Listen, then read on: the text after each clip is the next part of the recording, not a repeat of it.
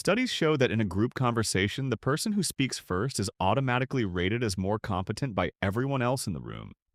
Not the smartest person, not the funniest person, just whoever opened their mouth first, which means that right now, somewhere out there, someone considerably less interesting than you is being perceived as a leader because they just started talking. And that's kind of the whole problem with confidence advice. Everyone acts like confidence is this deep internal thing you have to excavate from somewhere inside yourself through journaling, cold showers, or telling yourself you're enough in a bathroom mirror. And maybe that works for some people. But for most people, it doesn't. Because confidence isn't something you feel your way into. It's something you just start doing until your brain catches up. Luckily, it's way simpler than the internet makes it seem. And I say that as someone who used to sit in a group conversation and spend the entire time waiting. Then, when the moment came, spending another 3 seconds deciding if it was good enough. Then, by the time I approved it, the conversation had already moved on. And I'd said nothing. And somehow I thought the solution was to read more books about it. Here's what nobody tells you. Confidence is not a personality trait. It's not something certain people were born with and certain people weren't. It's a behavior. Specifically, it's the behavior of acting before your brain has finished talking you out of it. So here's how you actually build it. Step 1. Stop waiting for permission to exist.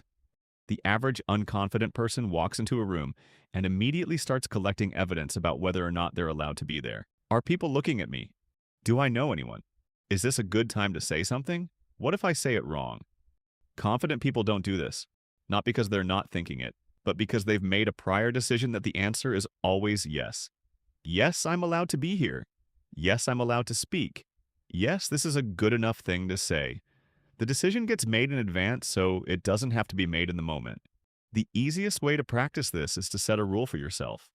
In any new social situation, say something out loud within the first 60 seconds. Doesn't have to be interesting, doesn't have to be funny, doesn't have to be smart, it just has to be out loud. Because the longer you wait, the more your brain convinces you that you needed to wait.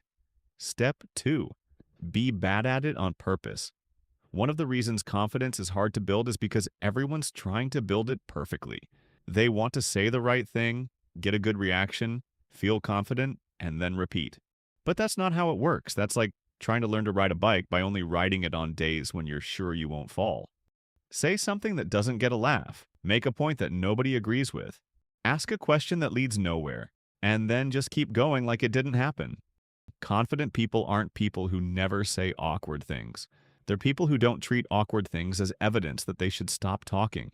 Every time you keep going after something doesn't land, your brain updates its threat model. It realizes that a bad reaction didn't actually kill you. And slowly the fear of a bad reaction starts to feel less like a reason to stay quiet. Step 3. Borrow confidence from the situation.